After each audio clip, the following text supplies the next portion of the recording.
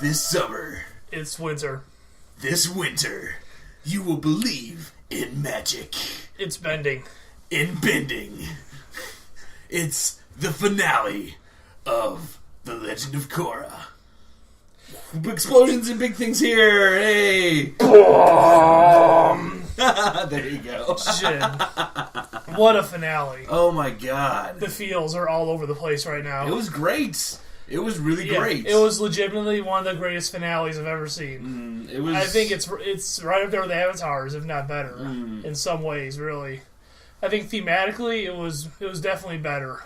It was. Because Korra conquered her villain not by stealing her powers away, but by basically, sharing her own pain with her and convincing her that what she's doing is not going to help anybody. Right. Like, reason won the day. Right. And that's something that you'd never have thought at the very beginning of the first season of Korra, that Korra could save the Earth by being able to reason with somebody and commiserate with them almost. Right.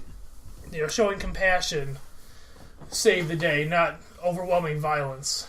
I think, and it's definitely one of those things. They had the whole yin and yang thing during the last fight. I know we're getting ahead of ourselves a little bit here because we're gonna be all over the place with this one. I think that was kind of the point. You know what I mean? The whole season's called balance, and that's right. They hammered it home every time. And he was looking at Kuvira. Kuvira is a lot like season 1 Korra, in the way she approached everything. Right. She was Korra with bigger ambitions than just Korra's ambitions at the beginning of season 1 were to learn airbending and to go to Republic City, and that's kind of where it ended. Right. But Kuvira was Korra if she had ambitions that extended beyond just that, having an adventure kind of thing. Like, where Kuvira wanted to save her kingdom or her home at any, way possible. Right. At any expense. And we saw kind of how that, mindset, that brashness, that being fierce and fearless can become a great detriment to those around you if it's not controlled, if there's no balance.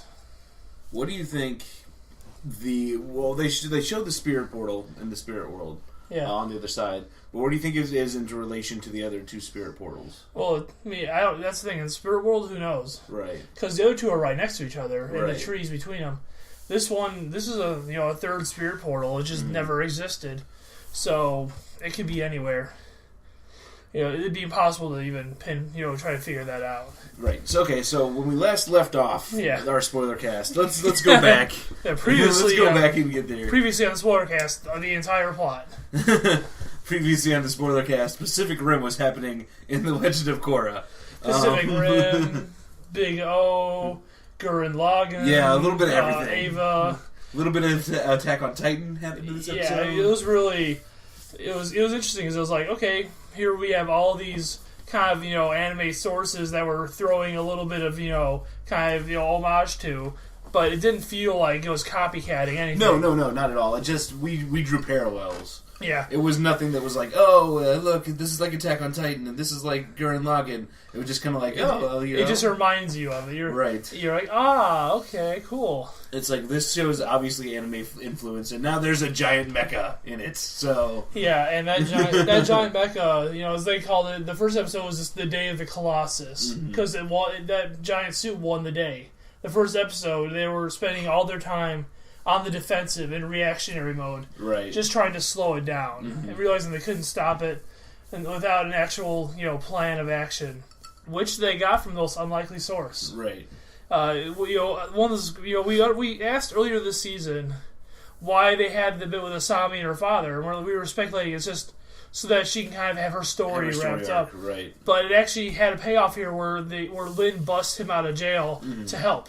Right. And he formulates a plan to cut into the robot and then infiltrate it from the inside and take down all of its main components, so that even though you can't maybe destroy it, you can make it inoperable. Right. And it was a great plan. It was a successful plan. And he gave his life for that plan. And the heroic sacrifice came from Sato, from Asami's father. Right. Which I didn't see coming. I didn't see that coming. And it actually made me really feel something for him that last minute. He was sat there and he was cutting into the body, And, right at the last second, he ejects his daughter from the hummingbird that she built and takes the the sacrifice all on himself to help them succeed. Right. So they had that moment where Sami forgave him and told him that she loved him, and then he went out like a hero. Right. So that was really nice. I'm surprised I didn't see it coming. Like, in all honesty, it was like, okay, they got to get out of there. How are they going to get out of there? They're going to get a cut, and then it hit me. Just a second. Once I saw him flip up the safety for the ejection, I was like, he's not. Yeah. And he flipped up just the one. And I was like, oh, he's going to sacrifice himself. And how sad looking when they showed the hand, the hand of the Colossus smashes the hummingbird against the leg. The hand pulls back, and you see just this crumpled, destroyed thing just fall off, and you're like, oh my god. But underneath it is the hole. So, it was successful in doing what he did. Just that little, scene, that little moments of seeing this, little broken thing falling off, and it evoked, all the feelings you get of an on-screen death without actually showing any blood or guts or a body. That was all you needed to see to go, oh my god, it's over. Nothing survived that. I really thought after they get inside because he sacrifices himself. Right. Well, I guess maybe back it up. Some of their earlier plans were good. They tried blinding the robot with paint balloons from the airbenders. They tried wrapping its legs in steel cable to try to limit its mobility. Bullet opened lava under its feet that it couldn't. They were trying to knock it over. Yeah, they're trying just to get it on its back, figuring it probably couldn't get back up. Right. And then they'd worry about the gun once it was prone. But that didn't work. It was just too powerful. Right. Varric had a great idea of setting off an EMP, but it's powered by spirit vines, so an EMP won't work. Right. But the other mechs all got shut down, but the big one didn't. And so a lot of problems being presented there. Simultaneously, Prince Wu is leading an evacuation successfully by singing to badger moles from the zoo. Which is hilarious. Yeah. Prince Wu. I didn't think I'd see the badger moles again. Okay, cool. It was a great little moment, too. It's like, they're the greatest earthbenders. They'll tunnel out of the city and they won't even notice us. Right. And the whole time, to get them, the badger moles moving, he's just singing to them. He's like serenading the badger moles. And that makes them understand, which is really kind of funny. Yeah. They understand either from the tone of his voice or from whatever that what he needs to do. The badger will save the day for all the civilians of the city. And he is royalty of the Earth Kingdom, so it could have something to do with that. You know what I mean? Maybe they didn't go into any detail on it, but he just said that when Mako hated my singing, but whenever we go to the zoo, the badger moles loved my singing. So however that works, it works. Right. It got the job done. I love the little songs you sing. Badger moles digging holes under Republic City. It was catchy little tunes he's singing. It was hilarious. It's like and he did quote unquote sacrifice himself. Yeah, he did. When Kuvira's forces caught up to him in their tunnel, he said, leave these people alone. They're just innocent civilians. I'm Prince Wu. Take me to Kuvira. Right. And then he's like, but before I go, let me sing a song. And then the badger moles attack them. Right. So about, if you don't respect the brooch, you don't respect me. You see the badger moles' ears point to the side. You're just a roach, but I'm royalty. And then the badger moles just come around and just attack them in the back. So it was amazing. And we got the payoff of that at the end too. Yeah.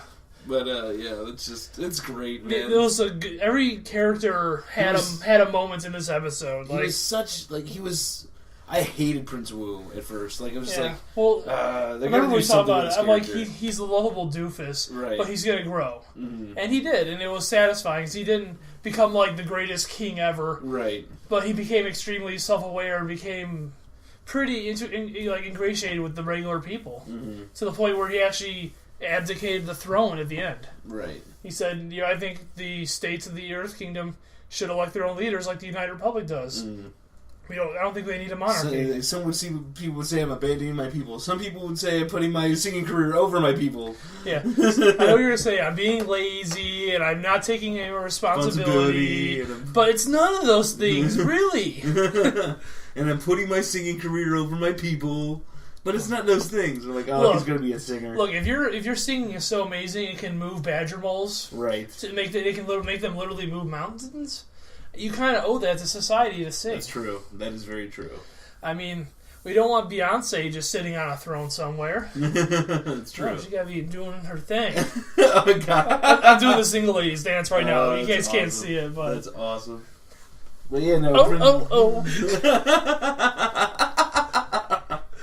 Oh, Jesus. Sorry. No, you're not. No, I'm not. I'm not sorry that you just did that. Queen Bey for ruler of the Earth Kingdom.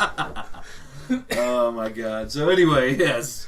So back to the main story with the Colossus. Yes. The Team Avatar plus Lin and Sue infiltrate Yon giant robot. Plus all a lot of the airbenders as well. Well, they weren't inside. Mm. They're running interference around it, trying to keep her occupied. Occupado. I really love that. Somebody yelled at. They go inside the leg. We were joking on that we want to see Kuvira poke the robot finger around inside the hole, trying to get them. Trying to crush them before they can go anywhere. But we didn't see that. No, we did not. But somebody else, they break in Occupado. No moleste. But so they go inside. Mako and Bolin are going to the power core. Yeah, they're gonna shut down the engine because there's two switches that they throw simultaneously. Which Batar Jr. told them how to do it. Yes. Yeah, he had his moment with his mom where he apologized, and they kind of reunited. And I love the line though. He's like, "I gave my heart to her, but she still fired that weapon at me. Why would she do that, Mom?" And Sue's like, "I don't know. She's a complicated person," and that's the best explanation. You can't explain why people do what they do in the heat of the moment. People are complicated, right? And I like the fact that they didn't try to prescribe any kind of trope or trait to her in that moment. Like we were saying, she's bloodthirsty or crazy, but she's complicated, and that's really the end of it.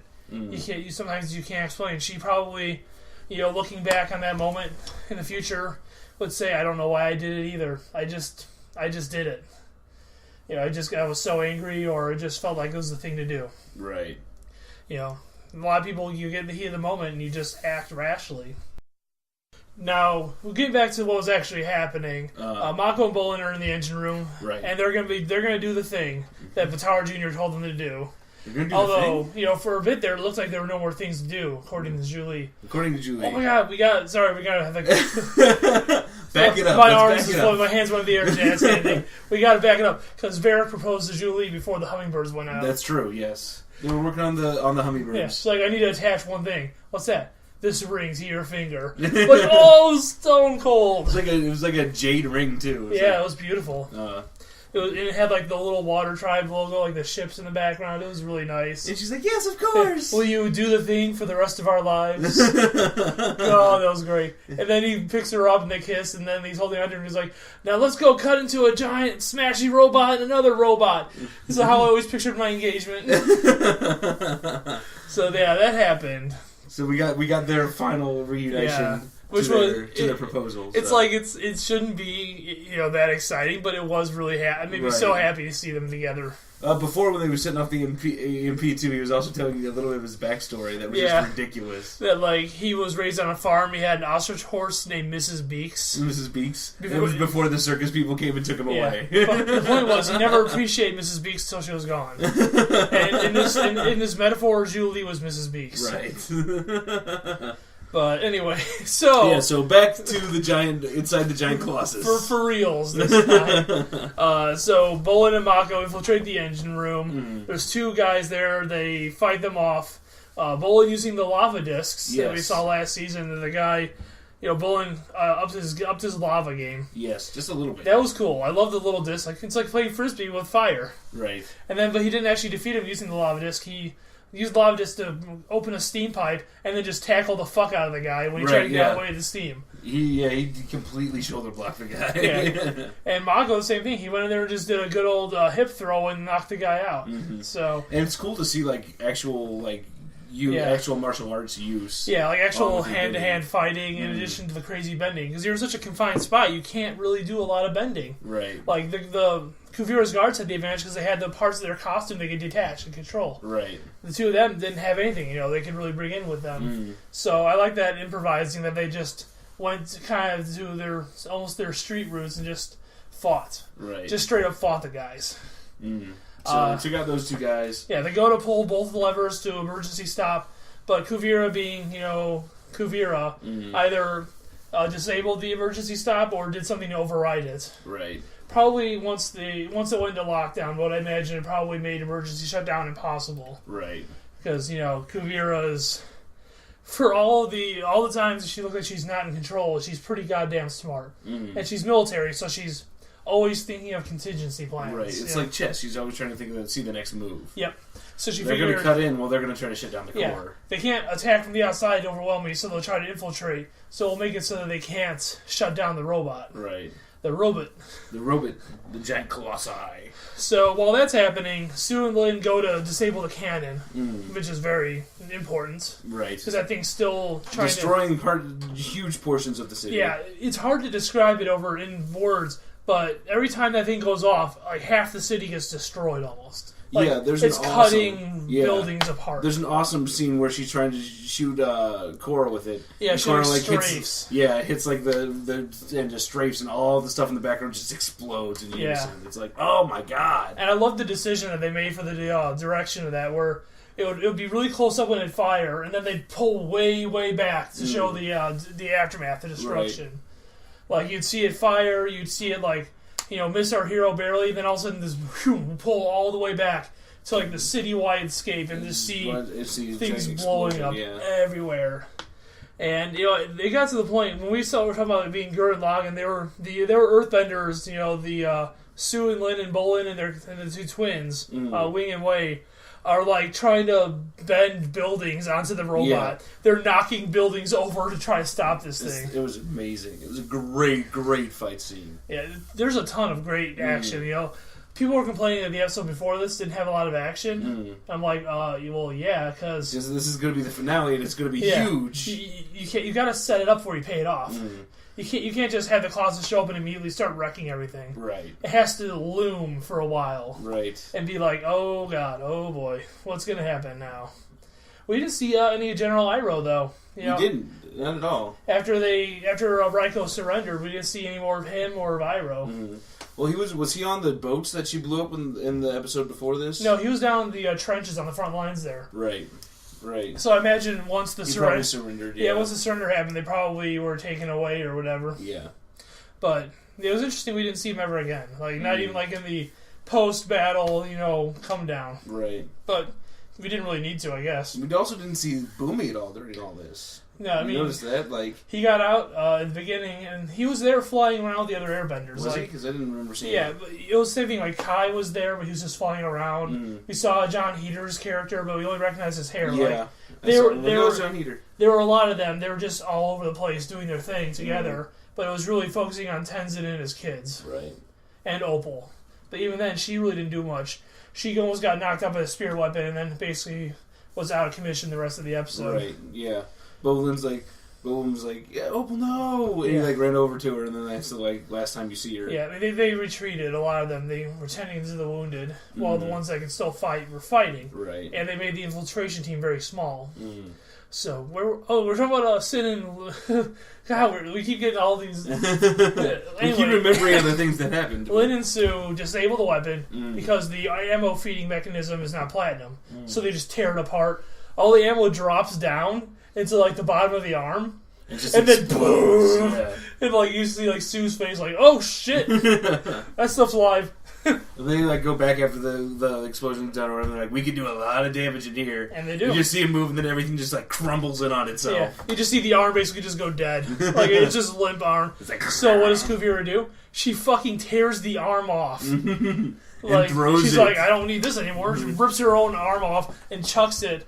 The arm hits a building, and the gun or the cannon gets disconnected and lands in the Spirit Wilds, which you correctly said that's coming into play later. Oh, that's going to come into play later, yeah. So they succeed. They barely get out alive because that had been a rough landing. Yeah, they strap themselves in. They use metal to basically strap themselves to the inside of the arm and just try to survive the crash. So then, meanwhile, Korra goes after Kuvira straight away in the head. And they have an amazing, just one of the best fight scenes I've ever seen in this show. It was really, really cool. You know, this little round room. It was like being in the octagon almost. Like they had like a fucking ring fight. Right. And it kind of calls back to the beginning of the season where she was fighting in the ring. Mm-hmm. She's fighting another Earthbender in a really small, like circular environment with the walls and the ceiling. And this time she wasn't getting her ass kicked. Right. This time she controlled the fight for the most part, but she still took some lumps. I mean.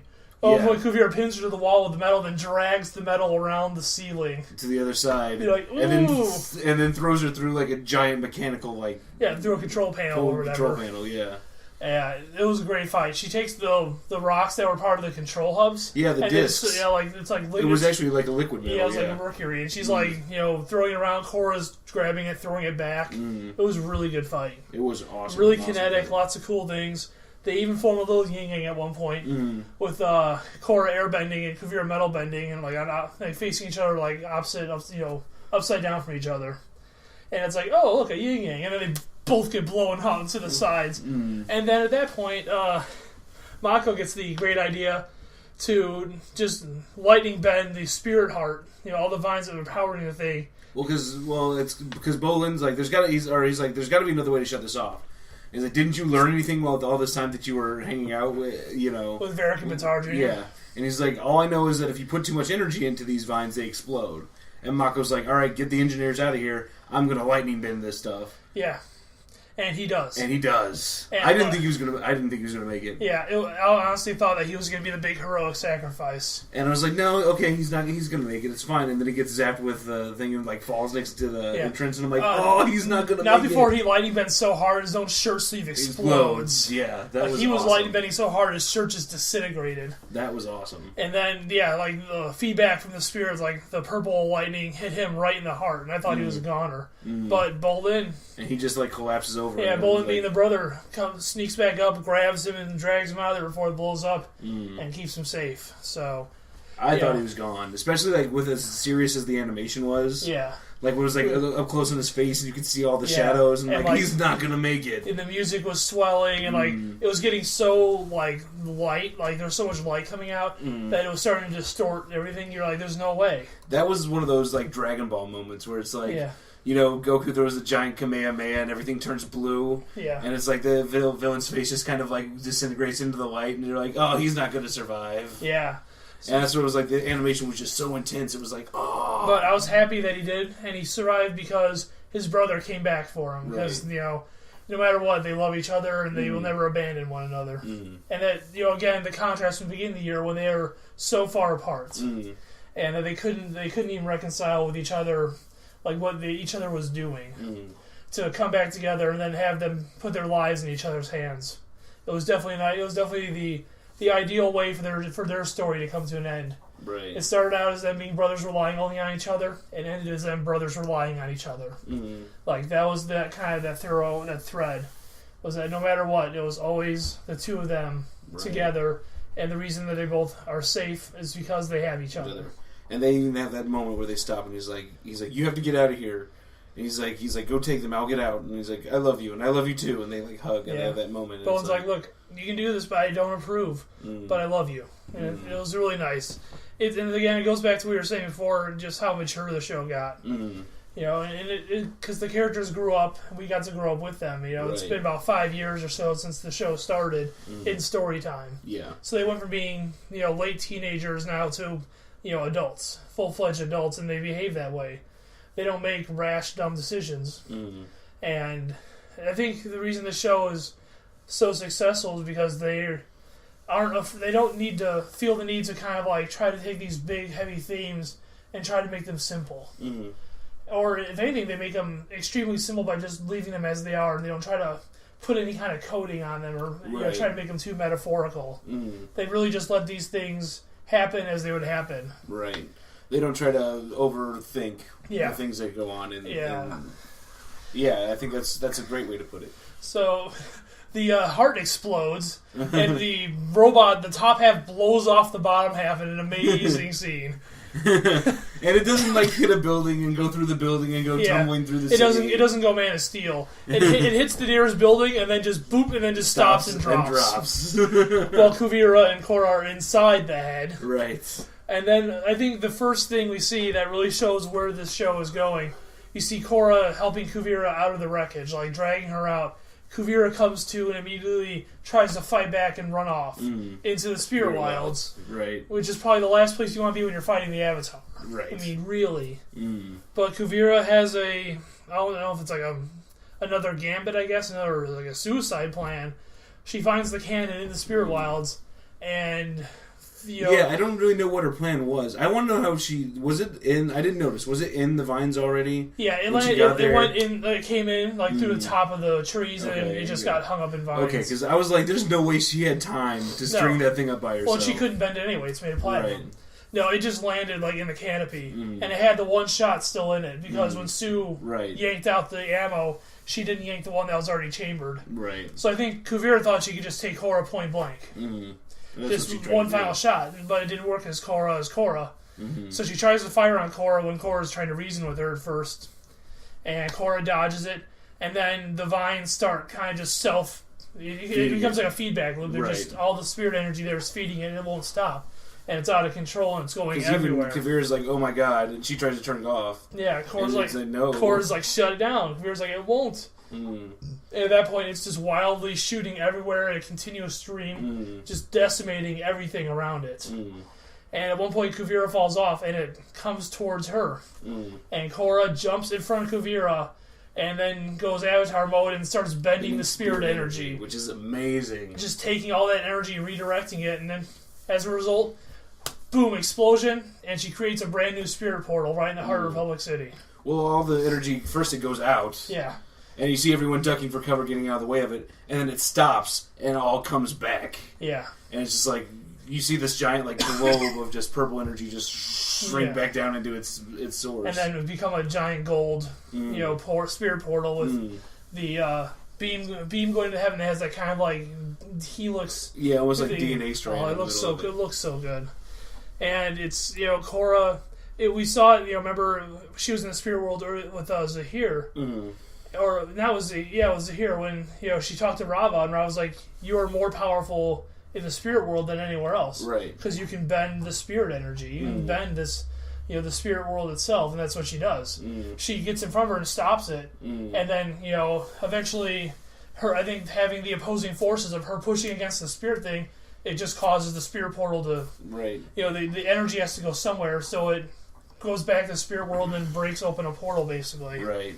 So, and that was Kuvira standing there, or sitting there behind Korra, seeing her single-handedly stopping this beam of energy, and then redirecting it and saving everybody. That they get blasted into the spirit world, or teleported, probably, rather. Right. And Kuvira still tries to, fight Korra, and then Korra just sits down with her and has a heart-to-heart. So, Kuvira reveals that she was an orphan. We kind of knew that already, but it wasn't really explored as much. Right. But that the reason she was so upset at Sue was because she saw Sue abandoning the Earth Kingdom like her parents abandoned her. Right. Kuvira saw that, she was thrown away, and she wouldn't let her kingdom and her people suffer like she had to suffer growing up, to be just discarded like that. And it makes it makes perfect sense. And obviously, like we had talked before, she was wasn't in balance. Right. Her emotions were too raw, and she had too much resentment and anger, so she went too far. Right. But originally, her intention was that she didn't want the Earth Kingdom to be like, to have to go through what she went through growing up. Right. I think the exact line she says is what is it? She's like, I didn't want my country to suffer through what I had to as a child. Or whatever. I mean, she makes it very clear. And Korra's like, I understand. It must have been awful to be an orphan. And Kuvira lashes out. It's like, how would you know? Avatar, you're beloved by millions. My own parents threw me out. And Korra's like, I'm the Avatar, but I know suffer. I've known suffering. I've known what it feels like to be vulnerable and helpless. After I was poisoned, I would have given anything to be in control again. And that was kind of the point where it came full circle this season, the journey as she went on. Because like she said later on, she's like, if I hadn't known true suffering, I would not have been able to be, be compassionate towards people. I would not be able to be understanding, even towards people like Kuvira. And, she realizes that, trying to fight somebody, trying to, suppress anybody with violence. It doesn't create understanding. It just creates fear. You push somebody down using superior force. You make them afraid of you or subservient to you. But you're not going to ever actually achieve any kind of balance or harmony. But Korra sat down with Kuvira as a peer and said, I understand why you're angry, but there's a better way. Right. And it worked. Kuvira surrendered. She said, I accept any punishment the world feels like I deserve. Her heart was in the right place. I was really worried at first when she's like, I deserve any punishment that I deserve. Someone was going to be like, it's okay, you were just unrationally. I was like, oh, please don't do that. No, they didn't. And that's I respect that about this show, too, because Sue was like, you're going to pay for what you've done. Like, even after she apologizes to Sue for the pain she caused her directly and her family, she's like, you're going to answer for your crimes. For all of your crimes, yeah. Yeah, this show, it's so good like that, where it can give you the message and then it doesn't flinch. It doesn't try to make it a happy ending like for everybody. Right. Kuvira was not an evil person, but she did evil things because she just kind of got out of control. And I like the message that delivers that there haven't been really any evil villains in Korra. There have been people that started with these good, noble intentions and then got corrupted by the power that they seized to try to achieve those goals. People say, if anyone ever says the means justify the ends, that usually means that they're going to do awful things. Right. And all of these villains each season was somebody basically foregoing the means in order to achieve an end. And I like the fact that this season ended with Korra being able to reason somebody out of their actions. To stop them and kind of say, look, everybody suffers. This isn't the way. This isn't the right way. This isn't how. Doing this is not. You're just going to cause more suffering. You haven't made anyone feel better. You haven't made anyone feel safer. Right. So it was nice to see Kuvira have that realization and realize that her kind of dreams got out of control, and that she got out of hand, and then she willingly surrenders. Zahir didn't go willingly, Unalaq didn't go willingly, Amon didn't go willingly, but Kuvira in the end went willingly because she wasn't really a villain. Right. She was kind of like I said, she was the dark reflection of Korra, which they even show at one point. They do that whole thing where there's the beginning of spirit, the blue and purple Korra at the very beginning of the season we saw, where she's looking at each other through like a spirit mirror. This time the mirror changes and it's Kuvira on one side and Korra on the other. Right. And I think that's what helped Korra realize that I'm looking at what I could have been if I didn't, kind of have the experiences I had and grow the way I grew. Kuvira had a hard life, but she also had great opportunities, and she kind of squandered those opportunities in the name of something bigger. She had a great life with Sue and Zhao Fu, living with her and having her as a surrogate mother and an example to live by. Right. And she let her own emotions and her own desires kind of get the better of her. So I like the fact that you kind of see this balance between the two of them, that they're not that different. And that Korra, whenever she looks at Kuvira, she sees, what Korra could have been if she gave in to despair or pain. And so, wonderful, wonderful way to resolve that whole conflict. And we were kind of hoping all along with the season being called Balance that it would be something like this. That it wouldn't go out with a big, fight to the death. It would go out with a kind of a quieter moment. Right, and that's exactly what happened. It makes perfect sense that they have the spirit portal open because they're just Korra can travel between the spirit portals, but people only can do it with her when they're with her. And so they put them in this like...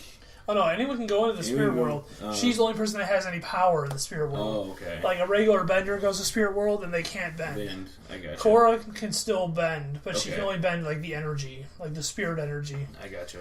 Like when she saved them back into the wilds. Right.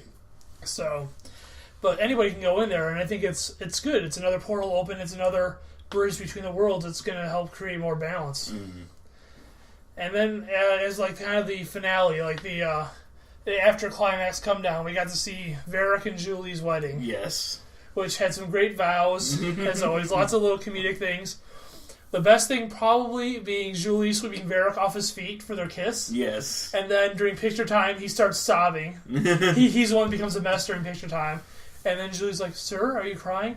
You just make me so darn happy." It was a great moment. Then they both had a little trigger, like a detonator in their hand with a red button, and they both click it, and I'm like, what's gonna happen? But it was just fireworks. It was okay. It was like, you even said, sort of, he was like, I kind of hoped it was something a little bigger than that. Yeah, I was expecting something insane and dangerous, but it was nice. People were dancing. We got to see Iki was dancing with the artsy son of Sue and Batar, which was hilarious. You got to see all kinds of just people hanging out together. And a lot of throwbacks, yeah. A lot of the, and I guess, for me being an animation fan, it's like a brand new wardrobe for everybody because they're at a wedding. Right. So you got to see all these people in these kind of new, different outfits. It looks really cool.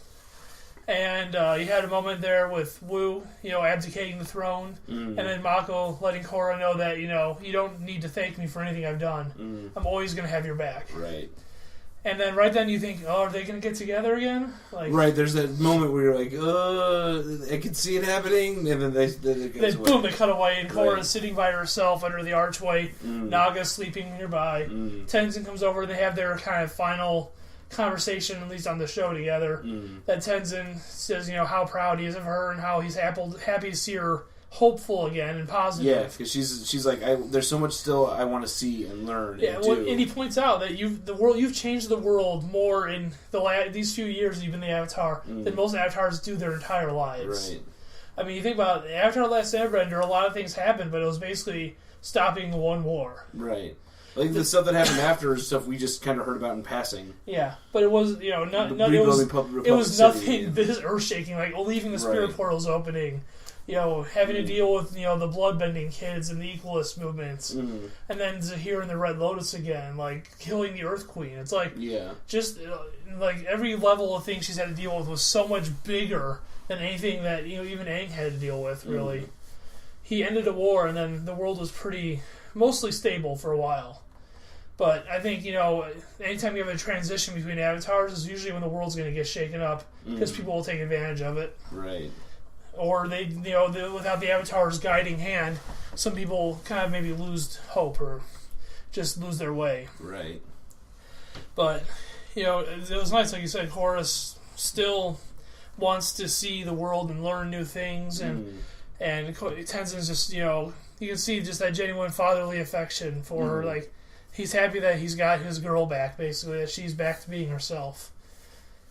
And then Asami walks up. She's like, Varric looking for you, Tenzin. Something about wanting to get a glider suit and jumping off the top of the tower. He's like, that doesn't sound good. Yeah, that seems like a really bad idea. And he just runs off. The perfect way for Tenzin to kind of exit the story. That seems like a really bad idea. Running off to put out another fire. Right.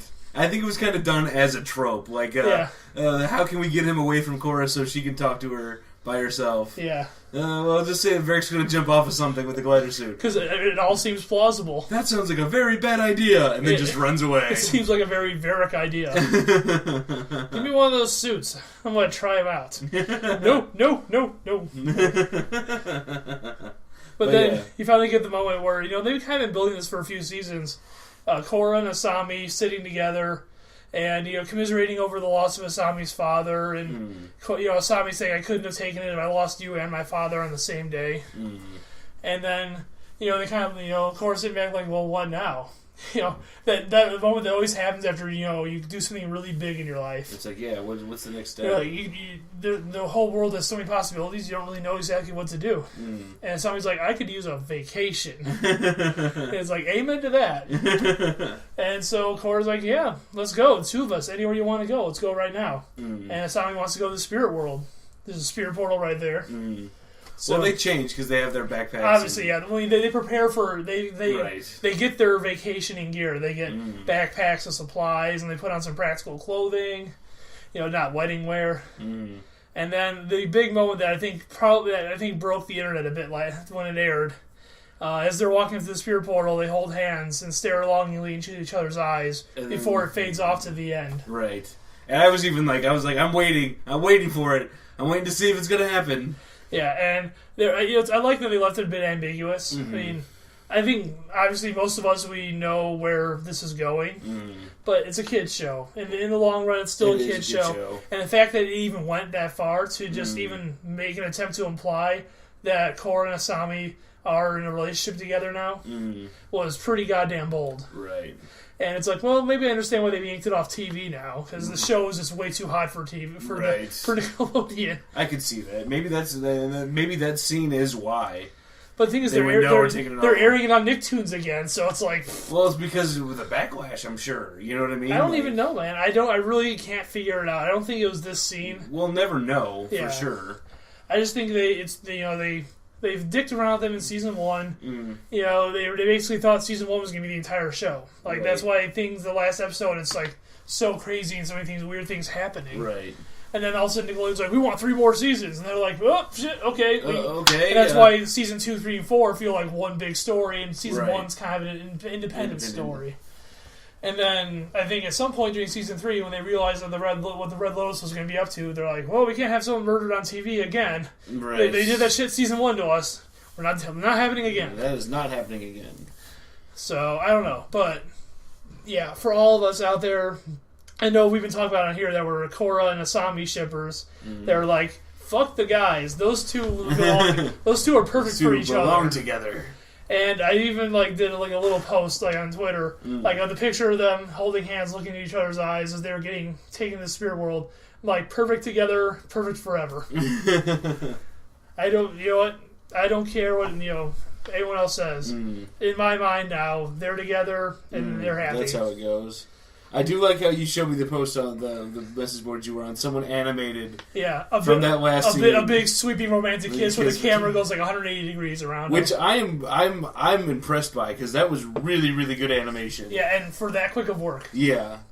And I was like, that looks like they just cut it right off the fucking end of it. You know what I mean? Like, yeah, and it's one of those things that, because this is just kind of a recap, when we get into our last Spoilercast, it's going to be like a series review, we'll get more into just kind of how incredible that is that this happened.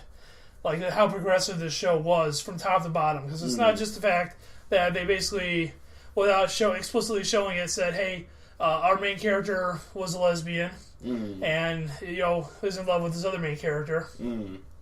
But all the themes, the fact that we kept remarking all season long how for extended periods of time, all the major players on the battlefield were all women.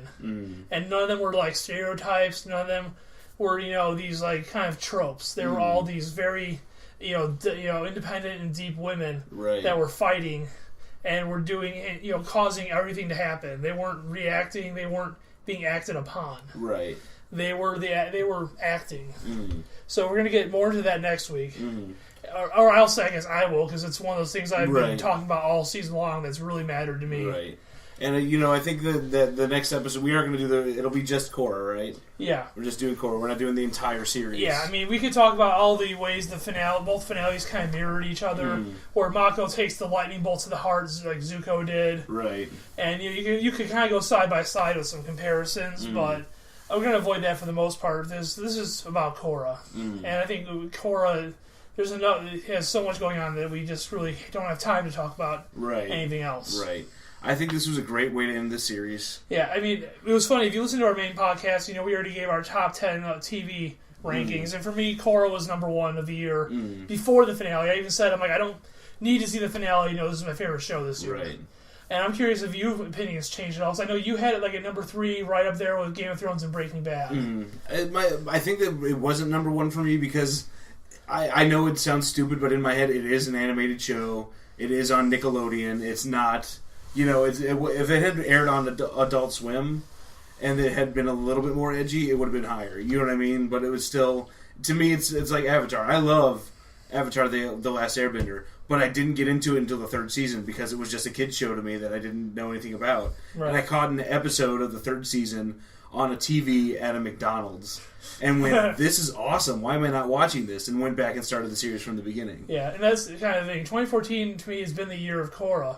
Because it might sound like I'm humble bragging. It's not really a humble brag. It's a brag. It's a brag. I've gotten at least 4 people that were pretty anti-watching Avatar or Korra to watch these shows. And at least one I know for sure who's watches tons of movies, really has a pretty refined taste that absolutely loved Korra. Right. That said that the show was great. It did so many things well. And that, he's somebody that dislikes anime and animation. He likes comic books, but for a reason, if it's not a comic book animated show like Justice League or Batman the animated series, he doesn't like it. Right. He doesn't like anime. He doesn't care even to try to watching it.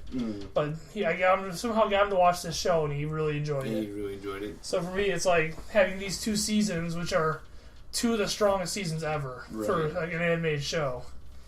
It was we got so lucky, but now it's gone. It's like it's over, and I feel sad, but at the same time, I feel so fulfilled. Like that finale fulfilled me as a fan. I feel like they didn't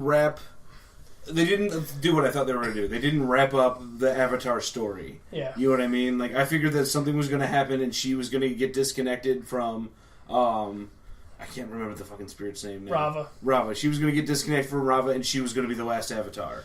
She was going to be the last in the line. You know what I mean? Right. And I figured it was going to be something like that because it was like, well, we're ending this series. We're not going to make anything else in this series. We're going to do comics. You know what I mean? Like, I just kind of figured it was going to be like, okay, she's going to get disconnected. She's going to be the last Avatar, or she's going to bring balance to the spirit world and the real world, and it's going to cut off the end of the Avatar line or something like that. Yeah. And they didn't do that, so I mean, it does leave it open if in the future at some point they do want to do something else. Yeah, it'd be nice maybe they came back and did a series and just did it on Netflix or something and didn't even fuck around with Nickelodeon. I was even thinking about it. I was like, I'd love to see them do a story where the Avatar is the bad guy. That would be interesting. That would be really interesting to see. He's the antagonist, you know what I mean? The next generation of Avatar, and he wants to rule the world, you know what I mean? Right. They kind of did that a little bit in Season 2 with Unalaq being the dark Avatar. Cause he took the spirit of Atu into himself. But I like the idea, where the Avatar is, or the Avatar's not necessarily a villain, but well, you can decides that the world is so out of balance that he has to kind of seize control himself and becomes a tyrant. Right. And I think that's, I think it would have been cool to see it happen, something like that, because it'd be completely different than everything else we've seen. But how do you take down the evil Avatar? You know what I mean? Yeah, exactly. And that's what would be the whole focus of it, you know what I mean? Figuring out how to... Alternatively, I'd love to see, a Avatar set in, a future, sci-fi future almost. Yeah, go 10 avatars down the line. Yeah, just to see what it's like when technology is crazy. You have hover cars and teleportation and all that kind of stuff. Just how does bending and the Avatar adapt? Because it almost feels like the first season was kind of like that. Technology had grown, bending had become a sport. Yeah. You know what I mean? Yeah. It's kind of interesting to see now. You can see Mako is using his lightning bending to earn a living in the power plants. Right. It's menial labor. Bending became menial labor. But then the Equalists well, they impress us. It's are you kidding, man? They're using firebending to cook your fries at McDonald's. Right. Yeah. So it would be interesting though to see way even further down the future with people have smart, or even present day people have smartphones and computers and how bending fits into all that. Right. Because you always see these fantasy shows and series we just saw The Hobbit and the Lord of the Rings verse. It's thousands of years pass and technology stays completely still. The same. Yeah. And it's because there's there's magic and stuff, and I've always been that's kind of a cop out. Because just because there's magic doesn't mean you're going to stop inventing shit. Right. Because not everybody's going to be able to use magic. So I like the idea. This one was a steampunky kind of Roaring '20s feel to it. It was. Technology starting to get bigger, and it never compromised the bending. It just put it into a different spot. Right. But we'll get more into that on the next episode. Yeah, we're getting ahead of ourselves. We are. Consider this a sneak preview of some of the themes we'll talk about in our final Korra kind of series wrap-up Spoilercast. We do really appreciate you guys sticking with us all the way through this season. Yeah. Through all the Nickelodeon bullshit. It's been a wonderful ride, though. It has been. Make sure you tune in to next week's episode for the series finale wrap up. Yep. Also, if you haven't yet, go listen to our main podcast at podcastofdoom.com. Also on Stitcher and iTunes. Yep. And we do really appreciate it, guys. Anything else you want to add, Todd? The end, man. That'll be it. Yeah, tune in next week for the finale, and we really do appreciate it once again, guys. I'm Friar Dan. And I'm that guy, Todd. We'll see you guys next week. Do the thing. Always do the thing. Always. That's the inspirational message. Always. Never stop doing the thing. Do the thing.